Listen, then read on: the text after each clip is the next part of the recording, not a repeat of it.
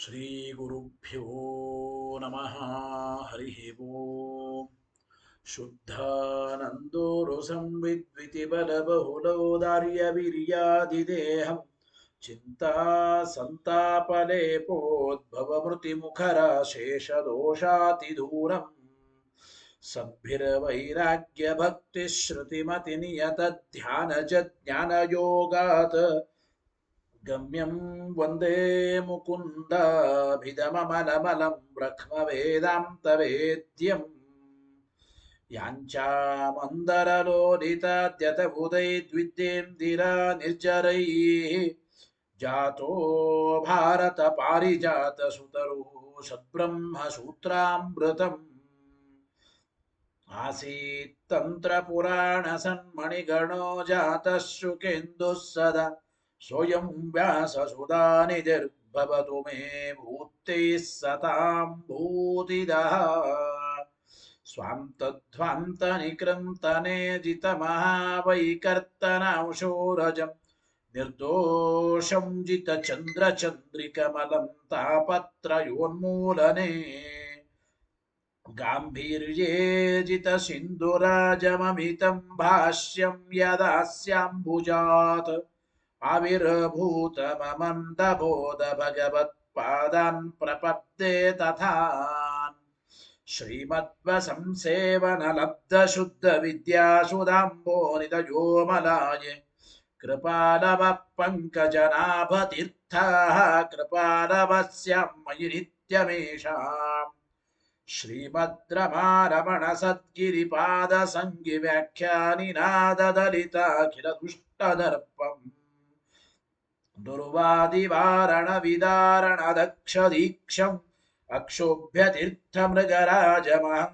नमामि अथ तत्कृपया ब्रह्मसूत्रभाष्यं यथामति व्याकुर्वे श्रीमदानन्दतीर्थार्यमुखनिःसृतम् गंगासंगेन नैर्मल्यं रत्याद्भिर्लभ्यते यथा वाचो विशुद्धिसिद्ध्यर्थं संगम्यन्ते गुरोर्गिरः अथ अविद्यापटलपिहितनयनैः अन्यैः अन्यथा व्याख्यातानि ब्रह्मसूत्राणि यथावद्व्याचिख्यासुः भगवानाचार्यवर्यः पारीप्सितभाष्यस्य कैवल्याद्यखिलफलसाधनतादिसिद्ध्यर्थं निरन्तराय परिसमाप्त्याद्यर्थं च नारायण नमस्कारं ग्रथयति ग्रन्थारं पञ्च प्रतिजानीते नारायणमिति नारायणं गुणैः सर्वैः उदीर्णं दोषवर्जितम् ज्ञेयं गम्यं गुरोश्चापि नत्वा सूत्रार्थमुच्यते ओमो मथातो ब्रह्म जिज्ञासा ॐ श्रुतिक्षीराब्धिमामथ्यधीमं दरमहीभृता प्राप्ता न्यायसुधा येन तं जयीन्द्रमहं भजे बुधैरपि सुदुर्बोधे ग्रन्थे यन्मम साहसम् तत्पारयन्तु निपुणाः गुरुपादरजक्कणाः लौकिकफलं लक्षणामृतदोहिनी गुरुवनुग्रहरूपान्तां कामधेनुमुपास्महे मद्भोक्तिर्द्विनदी जयार्यशुभवाक्चूर्यात्मजा सङ्गमे व्याख्यास्नानमहो विधाय नृहरे प्राप्य प्रसादं परम् प्रापुर्ये कृतकृत्यतां गतमला विद्यादिराजादयो योगीशा कृपयन्तु ते जयमुनेर्भावस्य बोधाय मे शुकेन शान्त्यादिषु वाङ्मयेषु व्यासेन धैर्यं बुधिनोपमेयम् मनोजजित्या मनसां विपत्या रघुत्तमाख्यं स्वगुरुं नमामि न दग्धं यस्य कौपीनम् अग्नौ दत्तमपि स्फुटम् वेदौ व्यासगुरुं नौमि श्रीवेदेश नमस्कृतम् सत्यनाथ गुरुः पातु योधीरो नवचन्द्रिका नवामृतगदा तीर्थताण्डवानि व्यचीकृपत आरूढः सहसा यतीन्द्रपदवीं गत्वा च वाराणसी ತತ್ರತ್ಯಾನ್ ಕುಮತ ಪ್ರಚಾರ ನಿರತಾನದ್ವೈತ ದಿಗ್ಧಂತಿನಃ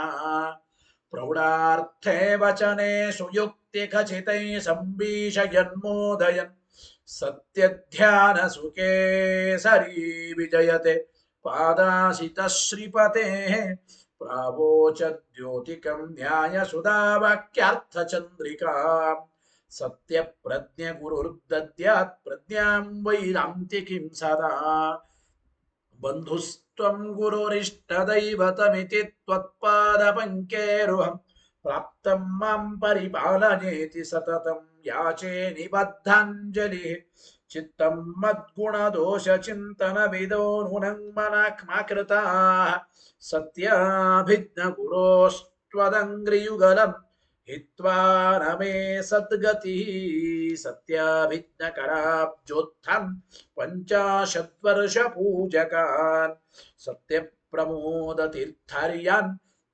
ನೌಮಿನ್ಯಾಯ ಸುಧಾರತಾನ್ ವೇದೇಶ ಮುನಿ ಸತ್ಪಾದ ಸೇವಾ ಸಂಪ್ರಾಪ್ತ ವೈಭವಾನ್ ಯಾದವಾರ್ಯಾನ್ ವರಸುಧಾ ಟೀಕಾಕಾರಾನ್ ವಯಂ ನುಮಃ ಪೃಥ್ವೀ ಮಂಡಲ ಮಧ್ಯಸ್ಥಾ ಪೂರ್ಣಬೋಧ ಮತಾನುಗಾ ವೈಷ್ಣವ ವಿಷ್ಣು ಹೃದಯ ತಾನ್ನಮಸ್ಸೆ ಗುರೂನ್ ಮಮ ಆಪಾದ ಮೌಲ್ಯ ಪರ್ಯಂತಂ ಗುರುಣಾಮಾಕೃತಿಂ ಸ್ಮರೇತ್ ತೇನ ವಿಘ್ನಾಃ ಪ್ರಣಶ್ಯಂತಿ ಸಿದ್ಧ್ಯಂತಿ ಚ ಮನೋರಥಾಃ ಶುಭಾಂ ಧ್ಯಾಯಂತಿ ಯೇ ಕಾಮಾನ್ ಗುರುದೇವಃ ಪ್ರಸಾದಜಾನ್ ಇತರಾನ್ ಆತ್ಮಪಾಪೋತ್ಥನ್ ತೇಷಾಂ ವಿದ್ಯಾ ಫಲಿಷ್ಯತಿ ಯೈರಹಂ ಶುಕವತ್ ಸಮ್ಯಕ್ ಶಿಕ್ಷಿತೋಸ್ಮಿ ಕೃಪಾಲುಭಿಃ ಶ್ರೀಮತ್ ಸತ್ಯಾತ್ಮತೀರ್ಥಾರ್ಯಾನ್ ವಂದೇ ವಿದ್ಯಾ ಗುರೂನ್ ಮಮ ಸತ್ಪ್ರಮೋದ ಕೃಪಾಪಾತ್ರಂ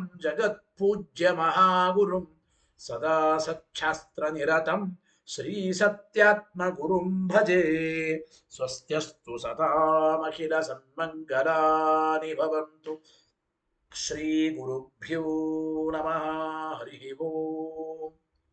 ಇವತ್ತಿನ ದಿನ ಬ್ರಹ್ಮಸೂತ್ರ ಭಾಷ್ಯ ತತ್ವಪ್ರಕಾಶಿಕೆಯಲ್ಲಿ ಪ್ರಥಮಾಧ್ಯಾಯ ಸಮನ್ವಯ ಅಧ್ಯಾಯ, ಅಲ್ಲಿ ಪ್ರಥಮ ಪಾದ, ಅನ್ಯತ್ರ ಪ್ರಸಿದ್ಧವಾದ ನಾಮಾತ್ಮಕವಾದ ಶಬ್ದಗಳ ಸಮನ್ವಯದ ವಿಚಾರ, ಪ್ರಾಣ ಶಬ್ದದ ಸಮನ್ವಯ ನಡೀತಾ ಇದೆ. ಈ ಪ್ರಥಮ ಪಾದದ ಕೊನೆಯ ಅಧಿಕರಣ 12ನೇ ಅಧಿಕರಣ ಅಂತಿಮ ಪ್ರಾಣಾಧಿಕರಣ ಅಂತ ಕರೀತಾ ಇದ್ದಾರೆ. ಅಂತಿಮ ಪ್ರಾಣಾಧಿಕರಣದ ಕೊನೆ ಸೂತ್ರದ ವಿಚಾರವನ್ನ ಚಿಂತನೆ ಮಾಡೋಣ. 31ನೇ ಸೂತ್ರದ ವಿಚಾರವನ್ನ ಚಿಂತನೆ ಮಾಡೋಣ. ತತ್ವಪ್ರಕಾಶಿಕ ನೋಡಿ, ಅಂತಿಮ ಪ್ರಾಣಾಧಿಕರಣದ 4ನೇ ಸೂತ್ರ ಅಂದ್ರೆ ಮೊದಲನೇ ಸೂತ್ರ ಹಿಡ್ಕೊಂಡ್ರೆ 31ನೇ ಸೂತ್ರ, ಅದರ ತತ್ವಪ್ರಕಾಶಿಕ ವಿಚಾರ ಏನು? ಪುನಃ ಉಕ್ತಮಾಕ್ಷಿಪ್ಯ ಸಮಾದದತ್ ಸೂತ್ರಮುಪನ್ಯಸ್ಯ ಆಕ್ಷೇಪಾಂಶಂ ತಾವದ್ವ್ಯಾಚಷ್ಟೇ ಜೀವೇತಿ. ಹಿಂದೆ ಪ್ರಾಣ ಶಬ್ದವಾಚ್ಯರಾದವರು ಯಾರು? ಪ್ರಾಣ ಶಬ್ದವಾಚ್ಯರಾದವರು ಯಾರು ಅಂದ್ರೆ ಸರ್ವಗತತ್ವ ಮೊದಲಾದವುಗಳನ್ನ ಹೇಳಿದ್ದಾರೆ. ಅಂತರ್ಯಾಮಿತ್ವವನ್ನೇ ವಿವಕ್ಷ ಮಾಡಬೇಕು. ಇಲ್ಲಿ ಹೇಳಲ್ಪಟ್ಟ ಪ್ರಾಣ ಅಂದ್ರೆ ಅಂತರ್ಯಾಮಿಯಾದ ಇಂದ್ರನ ಅಂತರ್ಯಾಮಿಯಾದ ಪರಮಾತ್ಮನೇ. ಹೇಗೆ ಅಂದ್ರೆ ಶಾಸ್ತ್ರ ದೃಷ್ಟ್ಯಾತು ಉಪದೇಶೋ ವಾಮದೇವವತ ಓಂ ಅಂತ ಹಿಂದಿನ ಸೂತ್ರ. ವಾಮದೇವರು ಅಹಂ ಮನುರಭವಂ ಸೂರ್ಯಶ್ಚ ಹೇಳಿದಂತೆ ನಾನು ಸೂರ್ಯ, ನಾನು ಮನು ಅಂದ್ರೆ ನನ್ನ ಅಂತರ್ಯಾಮಿಯಾಗಿ ಮನುನಾಮಕ ಪರಮಾತ್ಮ, ಸೂರ್ಯನಾಮಕ ಪರಮಾತ್ಮ ಇದ್ದಾನೆ ಅಂತ ಹೇಗೆ ವಾಮದೇವರು ಹೇಳಿದ್ದಾರೋ ಹಾಗೆ ಇಲ್ಲಿ ಇಂದ್ರನು ಕೂಡ ವಿಶ್ವಾಮಿತ್ರರಿಗೆ ನನ್ನ ಅಂತರ್ಯಾಮಿಯಾದ ಪರಮಾತ್ಮ ಪ್ರಾಣ ಎಂಬ ಅಭಿಪ್ರಾಯದಲ್ಲಿ ಹೇಳಿದ್ದಾನೆ ಅಂತೆಲ್ಲ ಉತ್ತರ ಕೊಟ್ಟಿದ್ದೇವೆ.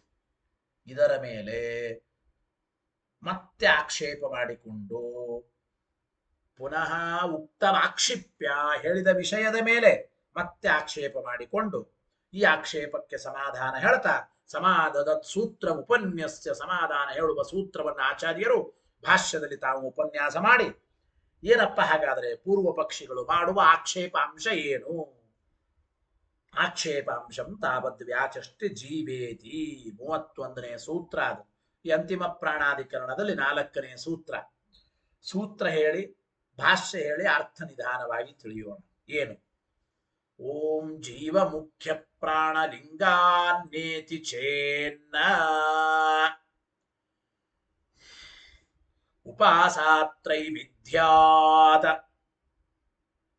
ಆಶ್ರಿತತ್ವಾತ್ ಇಹ ತದ್ಯೋಗಾದೋ. ಏನಪ್ಪ ಈ ಸೂತ್ರಕ್ಕೆ ಅರ್ಥ? ಜೀವ ಮುಖ್ಯ ಪ್ರಾಣಲಿಂಗಾತ್ ಅಂದ್ರೆ ಜೀವ ಮತ್ತು ಮುಖ್ಯ ಪ್ರಾಣನ ಲಿಂಗ ಈ ಪ್ರಾಣ ಪ್ರಕರಣದಲ್ಲಿ ಇವೆ. ಜೀವ ಮತ್ತು ಮುಖ್ಯ ಪ್ರಾಣರನ್ನು ಹೇಳಿಕೊಡತಕ್ಕಂತಹ ಧರ್ಮಗಳನ್ನೇ ಈ ಶ್ರುತಿಯಲ್ಲಿ ಹೇಳಿದ್ದಾರೆ. ಆದ್ದರಿಂದ ಇತಿ ಚೇತ ನ ನ ಅಂದ್ರೇನು? ಇಲ್ಲಿ ಹೇಳಲ್ಪಟ್ಟ ಪ್ರಾಣ ಅಂದ್ರೆ ವಿಷ್ಣು ಅಲ್ಲ. ಜೀವ ಮುಖ್ಯ ಪ್ರಾಣಲಿಂಗಾತ ನ ಪ್ರಾಣ ಶಬ್ದೇನ ವಾಚ್ಯ ಅತ್ರ ವಿಷ್ಣು. ಜೀವ ಮತ್ತು ಮುಖ್ಯ ಪ್ರಾಣರ ಲಿಂಗಗಳನ್ನ ಇಲ್ಲಿ ಶ್ರುತಿಯಲ್ಲಿ ಹೇಳ್ತಾ ಇರೋದ್ರಿಂದ ಹಾಗಾದ್ರೆ ಇಲ್ಲಿ ಹೇಳಲ್ಪಟ್ಟ ಪ್ರಾಣ ಅಂದ್ರೆ ವಿಷ್ಣು ಅಲ್ಲ. ಇತಿ ಚೇತ್ ಹೀಗೆ ಪೂರ್ವ ಪಕ್ಷ ಬಂದರೆ ಅದಕ್ಕೆ ಇತಿ ಚೇನ್ನ ಅಂದ್ರು ಮತ್ತೆ ಸಿದ್ಧಾಂತದಲ್ಲಿ ಪ್ರಾಣ ಶಬ್ದ ವಾಚ್ಯನಾದವನು ವಿಷ್ಣು ಅಲ್ಲ ಅಂತ ಹೇಳಬೇಡಿ. ಇತಿ ಚೇನ್ನ ಯಾಕೆ? ಉಪಾಸಾತ್ರೈವಿಧ್ಯಾತ್ ನೋಡಿ, ಇಲ್ಲಿ ಮೂರು ವಿಧವಾದ ಉಪಾಸನೆಯನ್ನ ಹೇಳ್ತಾ ಇದ್ದಾರೆ. ಮೂರು ವಿಧವಾದ ಉಪಾಸನೆಯನ್ನ ಇಲ್ಲಿ ಹೇಳ್ತಾ ಇದ್ದಾರೆ ಎಂಬ ಮಾತನ್ನ ತಿಳಿಸಿಕೊಡ್ತಾ ಇದ್ದಾರೆ. ಒಳಗಿನ ಉಪಾಸನೆ, ಹೊರಗಿನ ಉಪಾಸನೆ, ಸರ್ವತ್ರ ಭಗವದ್ ಉಪಾಸನೆ, ಈ ರೀತಿ ಮೂರು ವಿಧವಾದ ಉಪಾಸನೆಯನ್ನ ಅಧಿಕಾರಿ ಭೇದೇನ ಹೇಳ್ತಾ ಇದ್ದಾರೆ. ಆದ್ರಿಂದ ಆಶ್ರಿತತ್ವಾದಿಹ ತದ್ಯೋಗಾತು ಮೂರು ವಿಧ ಉಪಾಸನೆಯನ್ನ ಹೇಳಿದ್ದರಿಂದ ಇಹ ಈ ಪ್ರಕರಣದಲ್ಲಿ ತದ್ಯೋಗಾತ ಅಧಿಕಾರಿ ಭೇದದಿಂದ ಭಿನ್ನವಾದ ಉಪಾಸನೆ ಅತ್ಯಂತ ಯುಕ್ತವಾಗಿದೆ. ಆದ್ರಿಂದ ಇಹ ಇಲ್ಲಿ ಈ ಪ್ರಕರಣದಲ್ಲಿ ಅಂತರ್ಯಾಮಿ ವಿವಕ್ಷೆಯಿಂದ ಪ್ರಾಣ ಶಬ್ದಕ್ಕೆ ವಿಷ್ಣು ಅಂತೆ ಅರ್ಥ ಮಾಡಿಕೊಳ್ಳಬೇಕು. ಜೊತೆಗೆ ಅಂತರ್ಯಾಮಿ ವಿವಕ್ಷಯ ಆ ಜೀವ ಮತ್ತು ಮುಖ್ಯ ಪ್ರಾಣರಿಗೆ ಹೇಳಿದ ಲಿಂಗಗಳನ್ನ ಅವು ಪರಮಾತ್ಮನಲ್ಲೇ ಸಮನ್ವಯ ಮಾಡಿಕೊಳ್ಳಬೇಕು. ಪರಮಾತ್ಮನಲ್ಲೇ ಅವಶ್ಯವಾಗಿ ಉಪಪನ್ನವಾಗುತ್ತವೆ ಎಂಬ ಮಾತನ್ನ ತಿಳಿಸಿಕೊಡ್ತಾ ಇದ್ದಾರೆ. ನಿಧಾನವಾಗಿ ಭಾಷ್ಯವಾಕ್ಯ ಹೇಳಿ ಅರ್ಥ ತಿಳಿಯೋಣ. ಏನು? ತಾವಂತಿ ಶತ ಸಂವತ್ಸರಸ್ಯ ಅಹ್ನಾಂ ಸಹಸ್ರಾಣಿ ಭವಂತಿ ಇತಿ ಜೀವಲಿಂಗಂ. ಏನರ್ಥ ಇದು ಗೊತ್ತಾ? ತಾವಂತಿ ಶತ ಸಂವತ್ಸರಸ್ಯ ಅಹ್ನಾಂ ಸಹಸ್ರಾಣಿ ಭವಂತಿ. 100 ವರ್ಷಗಳಲ್ಲಿ ಎಷ್ಟು 36,000 ಹಗಲುಗಳು ಉಂಟೋ ಅಷ್ಟೇ ಇದು ರಾತ್ರಿಗಳು ಉಂಟೋ 36,000 ರಾತ್ರಿಗಳು ಅಷ್ಟೇ 36,000 ಹಗಲುಗಳು ಅಂತ ಅಭಿಪ್ರಾಯ. ಅಹ್ನಾಂ ಸಹಸ್ರಾಣಿ ಭವಂತಿ. ಶತ ಸಂವತ್ಸರಸ್ಯ ಅಹ್ನಾಂ 100 ವರ್ಷಗಳಲ್ಲಿ ಎಷ್ಟು 36,000 ರಾತ್ರಿಗಳು ಉಂಟೋ ತಾವಂತಿ ಅಷ್ಟೇ 36,000 ಅಹ್ನಾಂ ಸಹಸ್ರಾಣಿ ಭವಂತಿ ಹಗಲುಗಳು ಉಂಟು. ಇದು ಜೀವನ ಲಿಂಗ ಅಂತ ಅಭಿಪ್ರಾಯ. ಅಂದ್ರೆ 100 ವರ್ಷ ಕಲಿಯುಗದಲ್ಲಿ ಜೀವರಿಗೆ ಒಟ್ಟು ಸಾಮಾನ್ಯವಾಗಿ 100-120 ವರ್ಷದ ಆಯುಷ್ಯ ಹೇಳಿದ್ದಾರೆ. ಗೊತ್ತಾಯ್ತು? ಶತಮಾನಂ ಭವತಿ ಅಂತ ಆಶೀರ್ವಾದ ಮಾಡ್ತಾರೆ ಜೀವರಿಗೆ ಹೇಳುವಾಗ. ಗೊತ್ತಾಯ್ತು? ಶತಾಯುಷ್ಯವಂತನಾಗು ಅಂದ್ರೆ ಈ 100 ವರ್ಷ ಅಂಬೋದು ಇದು ಜೀವನ ಲಿಂಗ. ಆದ್ದರಿಂದ ಇಲ್ಲಿ ಹೇಳಲ್ಪಟ್ಟ ಪ್ರಾಣ ಅಂದ್ರೆ ಜೀವನೇ ಅಂತ ಒಂದು. ಎರಡನೇದಾಗಿ ಮುಖ್ಯ ಪ್ರಾಣನ ಲಿಂಗ. ಏನು ಮುಖ್ಯ ಪ್ರಾಣನ ಲಿಂಗ ಅಂದ್ರೆ ಭಾಷ್ಯವಾಕ್ಯ ಹೇಳಿ ಪ್ರಾಣ ಸಂವಾದಾದಿ ಮುಖ್ಯ ಪ್ರಾಣಲಿಂಗಂ ತಸ್ಮಾನ್ನ. ಪ್ರಾಣ ಸಂವಾದಾದಿ ಮುಖ್ಯ ಪ್ರಾಣಲಿಂಗಂ. ಇಲ್ಲಿ ಪ್ರಾಣ ಎಂಬ ಶಬ್ದಕ್ಕೆ ಇಂದ್ರಿಯಗಳು ಅಂತ ಅರ್ಥ. ಇಂದ್ರಿಯಗಳ ಜೊತೆಗೆ ಸಂವಾದಕ್ಕೆ ಒಳಪಟ್ಟವನು, ಇಂದ್ರಿಯಗಳ ಜೊತೆಗೆ ಸಂವಾದ ಮಾಡಿದವನು ಅಂದ್ರೆ ಇಲ್ಲಿ ಹೇಳಲ್ಪಟ್ಟ ಪ್ರಾಣ ಅಂದ್ರೆ ಮುಖ್ಯ ಪ್ರಾಣನೇ. ತಸ್ಮಾನ್ನ ಆದ್ರಿಂದ ಇಲ್ಲಿ ಹೇಳಲ್ಪಟ್ಟ ಪ್ರಾಣ ಅಂದ್ರೆ ವಿಷ್ಣು ಅಲ್ಲ. ತಸ್ಮಾನ್ನ ಇಷ್ಟು ಭಾಷ್ಯವಾಕ್ಯ ಇದೆ. ಅಂತೂ ಭಾಷ್ಯದಲ್ಲಿ ಮತ್ತು ಸೂತ್ರದಲ್ಲಿ ಪ್ರಶ್ನೆ ಮತ್ತು ಉತ್ತರಗಳು ನಿಮಗೆ ಸ್ಪಷ್ಟವಾಗಿದೆ. ತತ್ವಪ್ರಕಾಶಿಕೆಯಲ್ಲಿ ವಿವರಣೆ ನೋಡಿ. ಏನು? ಅಥಾಪಿನ ಅತ್ರ ಉಕ್ತ ಪ್ರಾಣ ವಿಷ್ಣು. ನೀವು ಹಿಂದೆ ಹೇಳಿದಂತೆ ಈ ಪ್ರಕರಣದಲ್ಲಿ ಬಂದ ಪ್ರಾಣ ಅಂದ್ರೆ ಅವನು ಸರ್ವಥಾ ವಿಷ್ಣು ಅಲ್ಲ. ನ ಅತ್ರ ಉಕ್ತ ಪ್ರಾಣ ವಿಷ್ಣು. ಯಾಕೆ ನೋಡಿ, ಶ್ರುತಿಯಲ್ಲಿ ಜೀವ ಮತ್ತು ಮುಖ್ಯ ಪ್ರಾಣರ ಲಿಂಗವನ್ನೇ ಇಲ್ಲಿ ಹೇಳ್ತಾ ಇದ್ದಾರೆ ಎಂಬ ಮಾತನ್ನು ಹೇಳ್ತಾ ಇದ್ದಾರೆ. ಜೀವ ಮತ್ತು ಮುಖ್ಯ ಪ್ರಾಣರ ಲಿಂಗಗಳನ್ನೇ ಇಲ್ಲಿ ಹೇಳ್ತಾ ಇದ್ದಾರೆ ಎಂಬುದನ್ನು ಹೇಳ್ತಾ ಇದ್ದಾರೆ. ಶ್ರುತಿ ವಾಕ್ಯ ಕೊಟ್ಟಿದ್ದಾರೆ ಟೀಕಾಕೃತ್ಪಾದರು. ಯೇಷ ಇಮಂ ಲೋಕಮಭ್ಯಾರ್ಚತ ಪುರುಷ ರೂಪೇಣ ಯಜೇಶಸ್ತಪತಿ ಪ್ರಾಣೋ ಭಾವತದಭ್ಯಾರ್ಚತ ಪ್ರಾಣೋಖೇಶ ಯಜೇಶಸ್ತಪತಿ ತಂ ಶತಂ ವರ್ಷಾಣ್ಯಭ್ಯಾರ್ಚತ ತಸ್ಮಾತ್ ಶತಂ ವರ್ಷಾಣಿ ಪುರುಷಾಯುಷೋ ಭವಂತಿ ಇತಿ ಪ್ರಾಣಸ್ಯ ಉಕ್ತ ಶತಾಯುಷ್ಟ್ವಸ್ಯ ಉಪರ್ಯಪಿ ತಾವಂತಿ ಇತ್ಯಾದಿನ ಬಹುಸ್ಥಲೇಶು ಅನುಸಂಧಾನಾತ್. ಏನ್ ಹೇಳ್ತಾ ಇದ್ದಾರೆ ಟೀಕಾಕೃತ್ಪಾದರು? ಈ ತತ್ವಪ್ರಕಾಶಕ ವಾಕ್ಯದಿಂದ ಪೂರ್ವ ಪಕ್ಷ ರೀತಿಯ ಅನುವಾದ ಮಾಡ್ತಾ ಇದ್ದಾರೆ. ಮೊದಲು ಏನು ಅಂತಂದ್ರೆ ನೋಡಿ, ಹಿಂದೆ ಹೇಳಿದ ಪ್ರಾಣ ಅಂದ್ರೆ ಇಲ್ಲಿ ವಿಷ್ಣು ಅಲ್ಲ, ಜೀವನೇ. ಯಾತಕ್ಕೆ ಅಂತಂದ್ರೆ ಇಲ್ಲಿ ತಿಳಿಸಿ ಹೇಳ್ತಾ ಇದ್ದಾರೆ. ಯಯೇಷ ಯೇಷ ಇಮಂ ಲೋಕಮಭ್ಯಾರ್ಚ್ಯತ ಎಂಬ ಮಾತಿಗೆ ಅಭಿಪ್ರಾಯ ಏನು? ಯಯೇಷ, ಯಾವನು ಇಲ್ಲಿ ಪ್ರಸಕ್ತನಾದ ವ್ಯಕ್ತಿ ಇದ್ದಾನೆ, ಅವನು ಬ್ರಹ್ಮಾದಿ ಜೀವರ ಶರೀರವನ್ನು ಪ್ರವೇಶ ಮಾಡಿದ. ಯೇಷ ಇಮಂ ಲೋಕಮಭ್ಯಾರ್ಚ್ಯತ, ಬ್ರಹ್ಮಾದಿ ಸಕಲ ಜೀವರಾಶಿಗಳ ದೇಹವನ್ನು ಪ್ರವೇಶ ಮಾಡಿದ. ಇವನೇ ಅಂತರ್ಯಾಮಿ ರೂಪದಿಂದ ಸೂರ್ಯನಲ್ಲಿದ್ದು ತಾಪವನ್ನುಂಟು ಮಾಡುತ್ತಾನೆ. ಪುರುಷ ರೂಪೇಣ ಯಜೇಶಸ್ತಪತಿ. ಈ ಒಂದು ಬ್ರಹ್ಮಾದಿ ಸಕಲ ಜೀವರಾಶಿಗಳ ಶರೀರದಲ್ಲಿ ಪ್ರವೇಶ ಮಾಡಿದ ಈ ಪರಮಾತ್ಮನೇ, ಅಂದ್ರೆ ಈ ಒಂದು ಪರಮಾತ್ಮನೇ ಸೂರ್ಯನಲ್ಲಿದ್ದು ಅಂದ್ರೆ ತಾಪವನ್ನು ಉಂಟು ಮಾಡುತ್ತಾನೆ. ಅಂದ್ರೆ ಇಲ್ಲಿ ಪ್ರಾಣ ಪ್ರಾಣ ಅಂತ ತಗೋಬೇಕು ಮೊದಲು. ಯಜೇಶ ಇಮಂ ಲೋಕಮಭ್ಯಾರ್ಚತ, ಯಾವ ಈ ಪ್ರಾಣ ಬ್ರಹ್ಮಾದಿ ಸಕಲ ಜೀವರಾಶಿಗಳ ಶರೀರದಲ್ಲಿ ಪ್ರವೇಶ ಮಾಡ್ತಾನೆ. ಯಾವ ಈ ಪ್ರಾಣನೇ ಪುರುಷ ರೂಪೇಣ ಯಜೇಶಸ್ತಪತಿ, ಅಂತರ್ಯಾಮಿ ರೂಪದಿಂದ ಸೂರ್ಯನಲ್ಲಿದ್ದು ತಾಪವನ್ನು ಉಂಟು ಮಾಡುತ್ತಾನೆ. ಪ್ರಾಣ ಅಂತ ತಗೊಳ್ಳಿ. ಈ ಪ್ರಾಣನೇ ಶರೀರವನ್ನ ಪ್ರವೇಶ ಮಾಡುತ್ತಾನೆ. ಪ್ರಾಣನೇ ಶರೀರವನ್ನ ಪ್ರವೇಶ ಮಾಡುತ್ತಾನೆ. ಪ್ರಾಣನೇ ಸೂರ್ಯನಲ್ಲಿದ್ದು ತಾಪವನ್ನು ಉಂಟು ಮಾಡುತ್ತಾನೆ. ಈ ಶರೀರವನ್ನ ಪ್ರವೇಶಿಸಿ 100 ವರ್ಷ ಇರುತ್ತಾನೆ ಈ ಪ್ರಾಣ.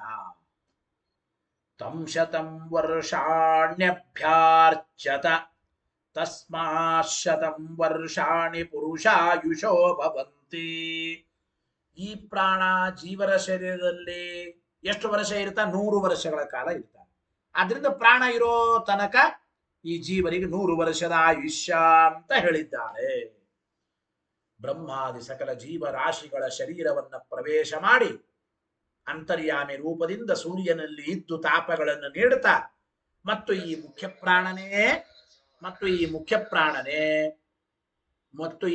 ಪ್ರಾಣನೇ ಎಲ್ಲ ಜೀವರ ಶರೀರದಲ್ಲಿ 100, ಗೊತ್ತಾಯ್ತಾ?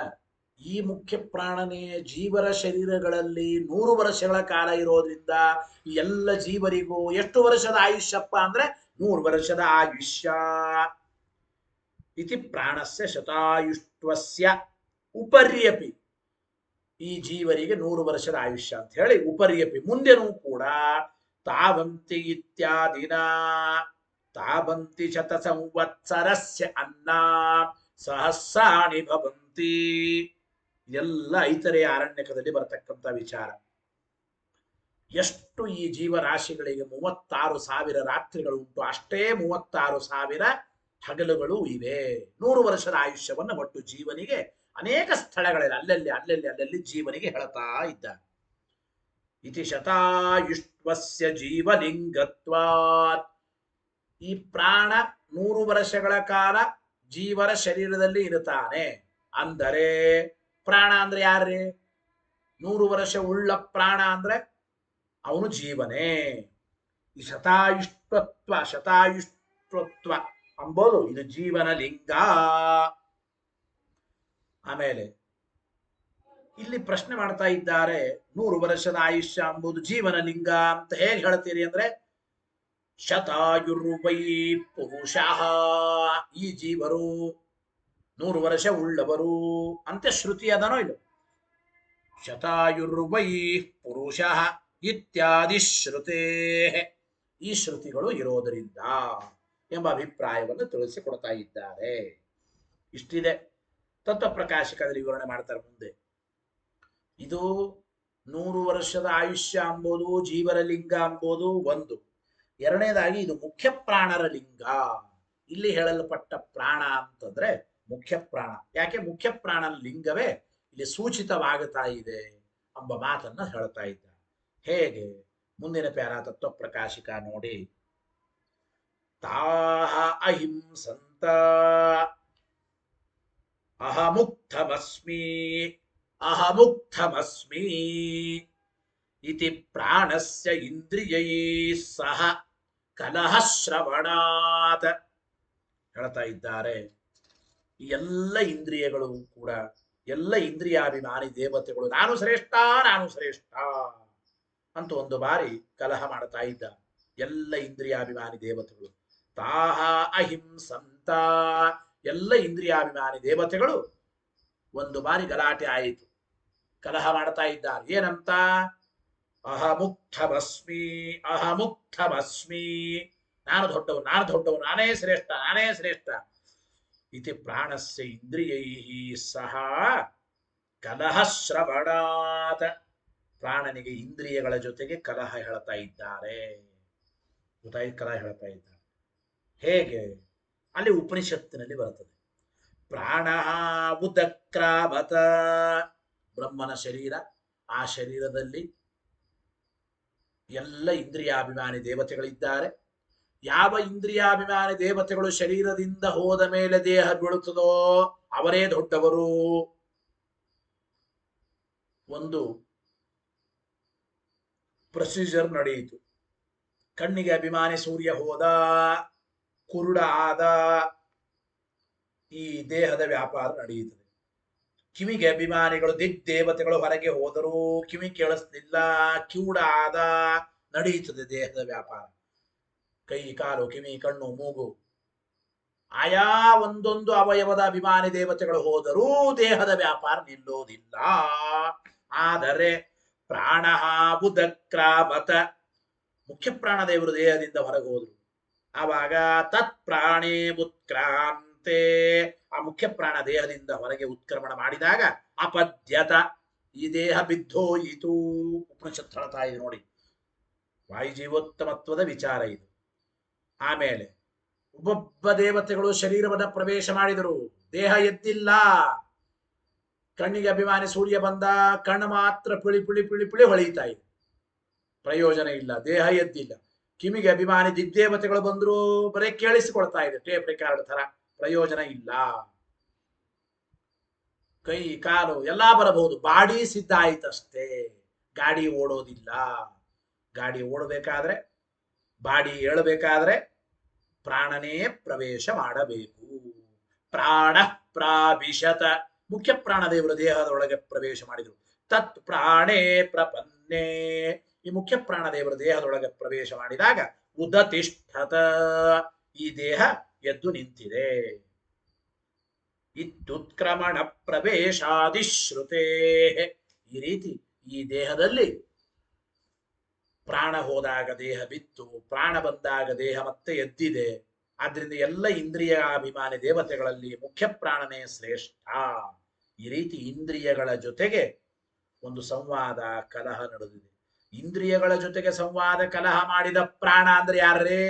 ವಿಷ್ಣು ಅಲ್ಲ, ಅವನು ಮುಖ್ಯ ಪ್ರಾಣನೇ ಅಂತ ಅಭಿಪ್ರಾಯ. ಇದರ ಜೊತೆಗೆ ಇನ್ನೊಂದು ಮಾತು, ಮುಖ್ಯ ಪ್ರಾಣನೇ ಮುಖ್ಯ ಆಶ್ರಯ ಎಲ್ಲರಿಗೂ ಅಂತ ಇಲ್ಲಿ ಹೇಳ್ತಾ ಇದ್ದಾರೆ. ಹೇಗೆ? ತಥಾ, ಅದೇ ರೀತಿ ಪ್ರಾಣೋ ವಂಶ ಇತಿ ಸ್ಥವಿರಃ ಶಾಕಲ್ಯಸ್ತದ್ಯಥಾ ಶಾಲಾವಂಶೇ ಸರ್ವೇ ಅನ್ಯೇ ವಂಶಾಃ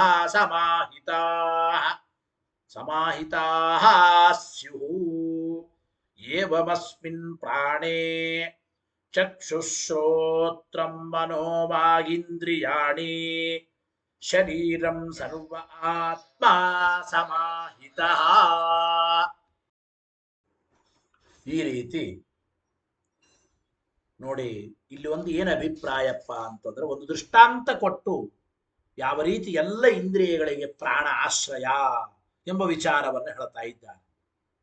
ರುದ್ಧ ಶಾಕಲ್ಯರು ಅಂತ ಒಬ್ಬ ಮಹರ್ಷಿಗಳು, ರುದ್ಧ ಶಾಕಲ್ಯರು ಹೇಳ್ತಾ ಇದ್ದಾರೆ, ಈ ಪ್ರಾಣ ಅಂದ್ರೆ ಬಿದರಿನ ಒಂದು ತೊಲೆ ಅಂದ್ರೆ ಕಂಬ. ಹೇಗೆ ಮಧ್ಯದ ಒಂದು ಬಿದಿರಿನ ತೊಲೆ, ಅದರಲ್ಲಿ ಎಲ್ಲ ಬಿದಿರಿನ ತೊಲೆಗಳು ಕೂಡ ಆಶ್ರಯ ಪಡೆದಿವೆ, ಹಾಗೆ ಪ್ರಾಣನಲ್ಲಿಯೂ ಕೂಡ ಎಲ್ಲ ಇಂದ್ರಿಯಾಭಿಮಾನಿ ದೇವತೆಗಳು ಆಶ್ರಯ ಪಡೆದಿದ್ದಾರೆ.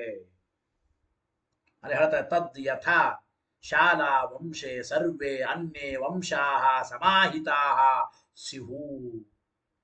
ಒಂದು ಬಿದಿರಿನ ಮಧ್ಯದ ಕಂಬದಲ್ಲಿ ಎಲ್ಲ ಬಿದಿರಿನ ತೊಲೆಗಳು ಹೇಗೆ ಆಶ್ರಯ ಪಡೆದಿವೆಯೋ, ಏವಂ ಅಸ್ಮಿನ್ ಪ್ರಾಣೇ, ಅದೇ ರೀತಿ ಈ ಮುಖ್ಯ ಪ್ರಾಣನಲ್ಲಿ ಚಕ್ಷುಶ್ರೋತ್ರಂ ಮನೋವಾಕೀಂದ್ರಿಯಾಣಿ, ಚಕ್ಷುರಿಂದ್ರಿಯ, ಶ್ರೋತ್ರೇಂದ್ರಿಯ, ಮನಸ್ಸು, ವಾಕ್, ಸಕಲ ಇಂದ್ರಿಯಗಳು, ಇಡೀ ಶರೀರಂ ಸರ್ವ ಆತ್ಮ ಸಮಾಹಿತಃ ಎಂಬ ಮಾತನ್ನು ಹೇಳ್ತಾ ಇದ್ದಾರೆ. ಎಲ್ಲ ಇಂದ್ರಿಯಗಳು, ಶರೀರ, ಎಲ್ಲ ಆತ್ಮರು ಆಶ್ರಯ ಪಡೆದಿದ್ದಾರೆ. ಈ ಮುಖ್ಯ ಪ್ರಾಣ ಸಕಲ ಜೀವರಾಶಿಗಳಿಗೂ ಎಲ್ಲ ಇಂದ್ರಿಯಗಳಿಗೆ ಆಧಾರ, ಎಲ್ಲ ದೇಹಗಳಿಗೂ ಆಧಾರ. ಆದ್ದರಿಂದ ಈ ರೀತಿ ಇಂದ್ರಿಯಗಳ ಜೊತೆಗೆ ಕಲಹ, ಜೀವಧಾರಕತ್ವ, ಇದೇ ಮೊದಲಾದ ಮುಖ್ಯ ಪ್ರಾಣನ ಲಿಂಗಗಳು ಇಲ್ಲಿ ಉಂಟು. ಗೊತ್ತಾಯಿತೋ?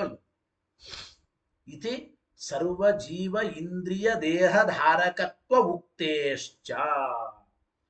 ಸರ್ವ ಇಂದ್ರಿಯಾಭಿಮಾನಿ ದೇವತೆಗಳಿಗೂ ಆಶ್ರಯ, ಸರ್ವ ಜೀವರ ಇಂದ್ರಿಯಗಳ, ಸರ್ವ ಜೀವರ ದೇಹಗಳಿಗೆ ಧಾರಕನಾದವನು. ಆದ್ದರಿಂದ ಈ ರೀತಿ ಆ ಪ್ರಾಣ ಸಂವಾದಾದೀನಾಂಚ ಅಂದ್ರೆ ಇಂದ್ರಿಯಗಳ ಜೊತೆಗೆ ಸಂವಾದ ಮತ್ತು ಸರ್ವ ಜೀವ ದೇಹ ಧಾರಕತ್ವ, ಇದೆಲ್ಲ ಇತಿಚ ಮುಖ್ಯ ಪ್ರಾಣಲಿಂಗತ್ವೇನ, ಮುಖ್ಯ ಪ್ರಾಣಲಿಂಗವನ್ನು ಹೇಳಿದ್ದಾರೆ.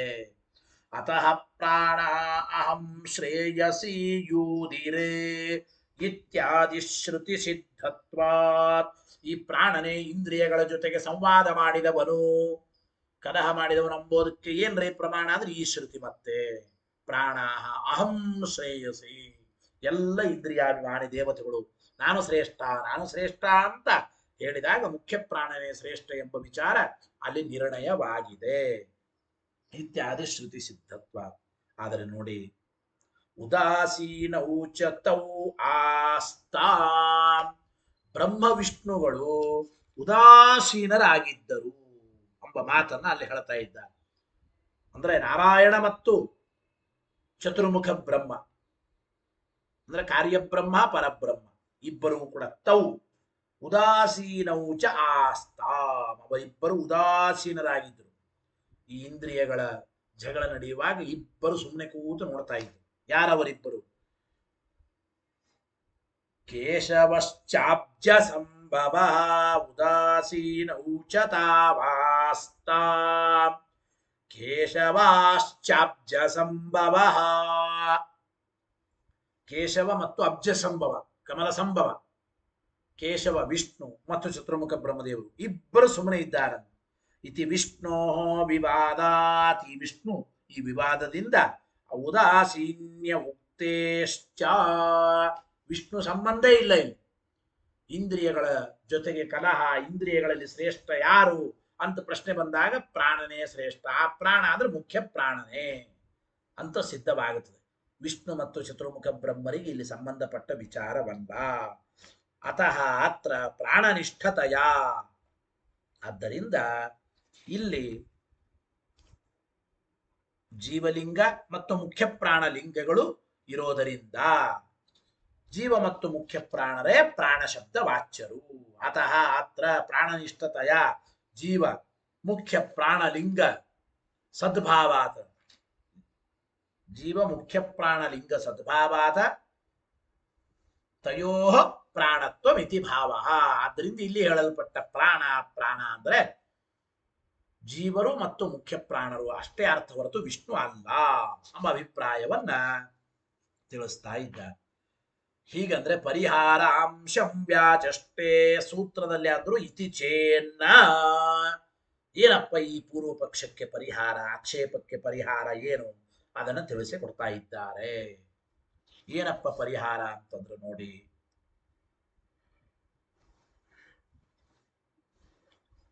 ಇತಿ ಚೇನ್ನ ಉಪಾಸಾತ್ರೈವಿದ್ಯಾಶ್ರಿತತ್ವಾದಿಹ ತದ್ಯೋಗಾತೋ ಬಂದಿದ್ದಾರೆ. ಇತಿ ಚೇನ್ನ ಅಂತ ಭಾಷ್ಯ ಶುರುವಾಗುತ್ತೆ. ಭಾಷ್ಯವಾಕ್ಯ ಹೇಳಿ ಮತ್ತೆ ತತ್ವ ಪ್ರಕಾಶಕ ವಿವರಣೆ ನೋಡೋಣ, ಸಿದ್ಧಾಂತದ ವಿಚಾರ. ಇತಿ ಚೇನ್ನ ಭಾಷ್ಯದ ಏನು? ಅಂತರ್ಬಹಿಃ ಸರ್ವಗತತ್ವೇನ ಇತ್ಯುಪಾಸಾತ್ರೈವಿಧ್ಯಾತ್ ಇಹ ಆಶ್ರಿತತ್ವಾಚ್ಚ ಸಯಯೇತಮೇವ ಸೀಮಾನಂ ವಿಧಾರ್ಯ ಏತಯಾ ದ್ವಾರಾ ಪ್ರಾಪದ್ಯತ. ಐತರೆ ಆರಣ್ಯಕದ ವಾಕ್ಯ ಇದು. ಸಯೇತಮೇವ ಪುರುಷಂ ಬ್ರಹ್ಮತತಮಪಶ್ಯತ ಏತದ್ಧಸ್ಯ ವೈ ತದ್ವಿದ್ವಾನ್ ಆಹಮಹಿದಾಸಃ ಐತರೇಯಃ ಇತ್ಯಾದಿನಾ. ಏನ್ ಹೇಳ್ತಾ ಇದ್ದಾರಪ್ಪ ಅಂದ್ರೆ ನೋಡಿ, ಇಲ್ಲಿ ಹೇಳಲ್ಪಟ್ಟ ಪ್ರಾಣ ಅಂದ್ರೆ ವಿಷ್ಣು ಅನಬೇಡಿ. ಜೀವನ ಲಿಂಗಗಳು ಮುಖ್ಯ ಪ್ರಾಣ ಲಿಂಗಗಳಿವೆ, ಆದ್ದರಿಂದ ಪ್ರಾಣ ಅಂದ್ರೆ ವಿಷ್ಣು ಅಂತ ನೀನ್ ಹಿಂಗ ಅನಬೇಡಿ. ಯಾಕೆ? ಅಂತರ್ಬಹಿಃ ಸರ್ವಗತತ್ವೇನ, ಒಳಗಡೆ ಹೊರಗಡೆ ಮತ್ತು ಸರ್ವಗತನಾಗಿ ದೇವರಿದ್ದಾನೆ ಎಂಬ ಮೂರು ರೀತಿಯ ಉಪಾಸನೆಯನ್ನ ಇಲ್ಲಿ ಹೇಳ್ತಾ ಇದ್ದಾರೆ ಶ್ರುತಿಗಳಲ್ಲಿ. ಯಾವ ಶ್ರುತಿಯಲ್ಲಿ? ಐತರೇಯ ಆರಣ್ಯಕದಲ್ಲಿ. ಸಯೇತಮೇವ ಸೀಮಾನಂ ಅಲ್ಲಿ ತಿಳಿಸಿಕೊಡ್ತಾ ಇದ್ದಾರೆ. ಸಹ ಅಂದ್ರೆ ಈ ವಾಸುದೇವ ರೂಪಿ ಪರಮಾತ್ಮ. ಸಯೇತಮೇವ ಸೀಮಾನಂ, ಈ ವಾಸುದೇವ ರೂಪಿ ಪರಮಾತ್ಮ ಶಿರೋಮದ್ ಅಲ್ಲಿ ಹೇಳುವಾಗ ಸೀಮಾನಂ ವಿದಾರ್ಯ, ಶಿರೋ ಮಧ್ಯ ಭಾಗವನ್ನು ಸೀಳಿ ಏತಯ ದ್ವಾರ ಸುಷುಮ್ನಾ ನಾಡಿಯ ದ್ವಾರ ಪ್ರಾಪದ್ಯತ ಬ್ರಹ್ಮಾದಿ ಹೃದಯವನ್ನ ಪ್ರವೇಶ ಮಾಡಿದನು. ಬ್ರಹ್ಮಾದಿ ಸಕಲ ಜೀವರಾಶಿಗಳ ಹೃದಯವನ್ನ ಪ್ರವೇಶ ಮಾಡಿದನು. ವಾಸುದೇವ ರೂಪಿ ಪರಮಾತ್ಮ ಶಿರೋ ಮಧ್ಯ ಭಾಗವನ್ನು ಸೀಳಿ ಸುಷುಮ್ನಾ ನಾಡಿ ದ್ವಾರ ಬ್ರಹ್ಮಾದಿ ಸಕಲ ಜೀವರಾಶಿಗಳ ಹೃದಯವನ್ನ ಪ್ರವೇಶ ಮಾಡಿದ ಎಂಬುದು ವಿಷ್ಣುವಿನ ವಿಚಾರವೇ ಇಲ್ಲಿ ಹೇಳ್ತಾ ಇದ್ದಾರೆ. ಜೊತೆಗೆ ಏತಮೇವ ಪುರುಷಂ ಬ್ರಹ್ಮ ತತಮಪಶ್ಯತ, ಆಮೇಲೆ ಆ ನಾರಾಯಣನೇ ವ್ಯಾಸ ಕೃಷ್ಣ ಕಪಿಲಾದಿ ತನ್ನ ಸ್ವರೂಪವನ್ನ ಅದರ ಗುಣಪರಿಪೂರ್ಣ ಸರ್ವತ್ರ ವ್ಯಾಪ್ತ ಎಂದು ನೋಡಿದನು. ಆ ನಾರಾಯಣನು ಮತ್ತು ವ್ಯಾಸ ಕೃಷ್ಣ ಕಪಿಲಾದಿ ತನ್ನ ಅನಂತ ಸ್ವರೂಪವನ್ನ ಗುಣಪರಿಪೂರ್ಣ ಸರ್ವತ್ರ ವ್ಯಾಪ್ತ ಎಂದು ನೋಡ್ತಾ ಇದ್ದಾನೆ. ಏತದ್ಧಸ್ಯ ವೈ ತದ್ವಿದ್ವಾನಾಮಹಿದಾಸಃ ಐತರೇಯಃ, ಇದೆಲ್ಲವನ್ನು ಕೂಡ ಐತರಾದೇವಿಯ ಮಗನಾದ ಏತದ್ಧಸ್ಯ ವೈ ತದ್ವಿದ್ವಾನ್, ವಿದ್ವಾನ್ ಅಂದ್ರೆ ಸರ್ವಜ್ಞನಾದ ಐತರಾದೇವಿಯ ಐತರೇಯ. ಗೊತ್ತಾಯ್ತೋ ಇಲ್ಲ? ಇತರಾದೇವಿಯ ಮಗನಾದ ಮಹಿದಾಸಃ, ಸರ್ವಜ್ಞನಾದ ಇತರಾದೇವಿಯ ಮಗನಾದ ಮೈದಾಸ ರೂಪಿ ಭಗವಂತನು ಆಹಾ ಹೇಳಿದನು. ಈ ವಾಕ್ಯಗಳಿಂದ ಕ್ರಮವಾಗಿ ಒಳಗೆ ಹೊರಗೆ ಎಲ್ಲ ಕಡೆ ಎಂಬ ಮೂರು ರೀತಿಯ ಉಪಾಸನೆಯನ್ನ ಮೂರು ಅಧಿಕಾರಿಗಳು ಮಾಡುತ್ತಾರೆ ಎಂಬ ವಿಷ್ಣುವಿನ ಉಪಾಸನೆ, ಮೂರು ರೀತಿಯಾದ ವಿಷ್ಣುವಿನ ಉಪಾಸನೆಯನ್ನ ಮೂರು ರೀತಿಯಾದ ಅಧಿಕಾರಿಗಳು ಮಾಡುತ್ತಾರೆ ಎಂಬ ವಿಚಾರವನ್ನೇ ಇಲ್ಲಿ ತಿಳಿಸಿಕೊಡ್ತಾ ಇದ್ದಾರೆ ಹೊರತು ಸರ್ವಥಾ ಇಲ್ಲಿ ಜೀವ ಮುಖ್ಯ ಪ್ರಾಣರ ಲಿಂಗ ಇರೋದ್ರಿಂದ ಇಲ್ಲಿ ಹೇಳಲ್ಪಟ್ಟ ಮುಖ್ಯ ಪ್ರಾಣ ಅಂದ್ರೆ, ಇಲ್ಲಿ ಹೇಳಲ್ಪಟ್ಟ ಪ್ರಾಣ ಅಂದ್ರೆ ಜೀವ ಮುಖ್ಯ ಪ್ರಾಣರ ಅನ್ನಬೇಡಿ, ಇಷ್ಟು ಅಭಿಪ್ರಾಯ ಭಾಷ್ಯಕ್ಕೆ. ಇತ್ಯಾದಿನ ತತ್ವ ಪ್ರಕಾಶಕ ವಿಷ್ಣುರೇವ ಅಯಂ ಪ್ರಾಣ, ಇಲ್ಲಿ ಹೇಳಲ್ಪಟ್ಟ ಪ್ರಾಣ ಅಂದ್ರೆ ವಿಷ್ಣುನೇ, ನ ಜೀವಾದಿ ಜೀವ ಮುಖ್ಯ ಪ್ರಾಣರಲ್ಲ. ಯಾಕೆ? ಲಿಂಗಾನಾಂ ತದಂತರ್ಯಾಮಿ ಭಗವದ್ ವಿಷಯತಯ ಉಪಪತ್ತೇ.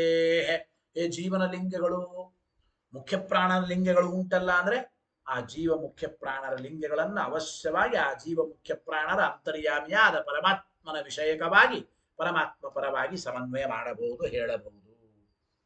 ಕಿಮರ್ಥಂ ಅಂತರ್ಯಾಮಿ ಕಥನಮಿತಿ ಚೇತ್, ಇಲ್ರಿ ಜೀವ ಮತ್ತು ಮುಖ್ಯ ಪ್ರಾಣರ ಲಿಂಗಗಳನ್ನ ಅವು ಅಂತರ್ಯಾಮಿಯಲ್ಲಿ ಸಮನ್ವಯ ಮಾಡುತ್ತೇವೆ ಅಂತ ಯಾತಕ್ಕಂತೀರಿ? ಅಂತರ್ಯಾಮಿಯ ವಿಚಾರ ಹೇಳೋದು ಏನು ಸಂಬಂಧ ಏನಿಲ್ಲಿ ಅಂದರೆ, ಅಂತರಾದಿ ಭೇದೇನ ಭಗವದ್ ಉಪಾಸನಸ್ಯ, ಒಳಗೆ ಹೊರಗೆ ಸರ್ವ ಕಡೆಗೆ ಎಂಬುವ ಮೂರು ರೀತಿಯಾದ ಭಗವದ್ ಉಪಾಸನೆಯನ್ನ ತ್ರೈವಿಧ್ಯಾದೇತತ್ ಪ್ರಕರಣೆ, ಮೂರು ರೀತಿಯ ಭಗವದ್ ಉಪಾಸನೆಯನ್ನು ಈ ಪ್ರಕರಣದಲ್ಲಿ ಹೇಳ್ತಾ ಇದ್ದಾರೆ. ತತ್ರ ತ್ರೈವಿಧ್ಯಸ್ಯ ಉಕ್ತತ್ವಾಚ್ಚ ಇತಿ ಭಾವಃ. ಈ ಐತರೆಯ ಅರಣ್ಯಕದಲ್ಲಿ ಮೂರು ರೀತಿಯಾದ ಭಗವದ್ ಉಪಾಸನೆಯನ್ನು ಹೇಳ್ತಾ ಇದ್ದಾರೆ. ಮೂರು ರೀತಿಯಾಗಿ ಉಪಾಸ್ಯನಾದ ವ್ಯಕ್ತಿ ಪ್ರಾಣ ಅಂದ್ರೆ ಅವನು ವಿಷ್ಣುವೇ ಆಗಬೇಕು ಹೊರತು ಮುಖ್ಯ ಪ್ರಾಣ ಜೀವರಾಗುವುದಿಲ್ಲ ಬರೀತಾರೆ. ಅತ್ರ ಉಪಾಸಾತ್ರೈವಿಧ್ಯ ಮುಚ್ಚತೆ ಇತ್ಯತ್ರ ಕಿಂ ಲಿಂಗಂ. ಇಲ್ರಿ ಈ ಐತರೆಯ ಅರಣ್ಯಕದಲ್ಲಿ ಮೂರು ರೀತಿಯಾದ ಭಗವಂತನ ಉಪಾಸನೆಯನ್ನು ಹೇಳ್ತಾ ಇದ್ದಾರೆ ಅಂಬೋದಕ್ಕೇನು ಗಮಕ ಏನು, ಏನ್ ಲಿಂಗ ಏನಪ್ಪ? ಇತ್ಯತಃ ಆಹ ಸ ಇತಿ ಅಂದ್ರು. ಅದಕ್ಕೆ ಐತರೆಯ ಅರಣ್ಯಕದ ವಾಕ್ಯವನ್ನು ಆಚಾರ್ಯರು ಭಾಷ್ಯದಲ್ಲಿ ಕೊಟ್ಟಿದ್ದಾರೆ. ಸಜೇತಮೇವ ಸೀಮಾನಂ ವಿದಾರ್ಯ ಏತಯಾದ್ವಾರ ಪ್ರಾಪದ್ಯತ ಇತ್ಯಾದಿ ವಾಕ್ಯಗಳಿಂದ ಮೂರು ರೀತಿಯಾದ ಉಪಾಸನೆಯನ್ನು ಇಲ್ಲಿ ಹೇಳಿದ್ದಾರೆ ಎಂಬುದು ಗೊತ್ತಾಗುತ್ತದೆ. ಬರೀತಾರೆ ಅಂದ್ರೆ ಸಹ ಭಗವಾನ್, ಈ ಪರಮಾತ್ಮನೇ ಏತಮೇವ ಮಸ್ತಕ ಸೀಮಾನಂ ವಿದಾರ್ಯ, ಈ ಒಂದು ವಾಸುದೇವ ರೂಪಿ ಪರಮಾತ್ಮನೇ ಮಸ್ತಕ ಸೀಮಾನಂ ವಿದಾರ್ಯ, ಶಿರೋ ಮಧ್ಯಭಾಗವನ್ನ ಸೀಳಿ, ತಲೆಯ ಮಧ್ಯಭಾಗವನ್ನ ಸೀಳಿ, ಸಹ ಅಂದ್ರೆ ಭಗವಾನ್, ಏತಮೇವ ಮಸ್ತಕ ಸೀಮಾನಂ ವಿದಾರ್ಯ, ತಲೆಯ ಮಧ್ಯಭಾಗವನ್ನ ಸೀಳಿ, ಏತಯಾ ದ್ವಾರ, ಈ ನಾಡಿದ್ವಾರ, ಯಾವ ನಾಡಿದ್ವಾರ? ಸುಷುಮ್ನಯ, ಸುಷುಮ್ನಾ ನಾಡಿದ್ವಾರ ಹೃದಯಂ ಪ್ರಾಪದ್ಯತ ಅಂತ ಇದೆ. ಬ್ರಹ್ಮ ಸಕಲ ಜೀವರಾಶಿಗಳ ಹೃದಯವನ್ನ ಹೊಂದಿದ, ಹೃದಯಂ ಪ್ರಾಪ್ತ ಇತ್ಯಂತರ ಉಪಾಸನಯ ಉಚ್ಯತೆ. ಈ ರೀತಿ ಎಲ್ಲ ಜೀವರಾಶಿಗಳ ಹೃದಯ ಗುಹಾವನ್ನ ಪ್ರವೇಶ ಮಾಡಿದ, ಎಲ್ಲ ಬ್ರಹ್ಮಾದಿ ಸಕಲ ಜೀವರಾಶಿಗಳ ಹೃದಯ ಗುಹಾದಲ್ಲಿ ಭಗವಂತ ಇದ್ದಾನೆ ಎಂಬ ಆಂತರಂಗಿಕವಾದ ಉಪಾಸನೆ, ಒಳಗಿದ್ದಾನೆ ಎಂಬ ಉಪಾಸನೆ.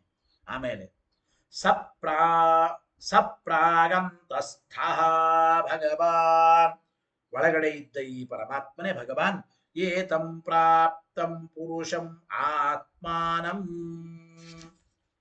ಈ ಪರಮಾತ್ಮನೇ ನೋಡಿ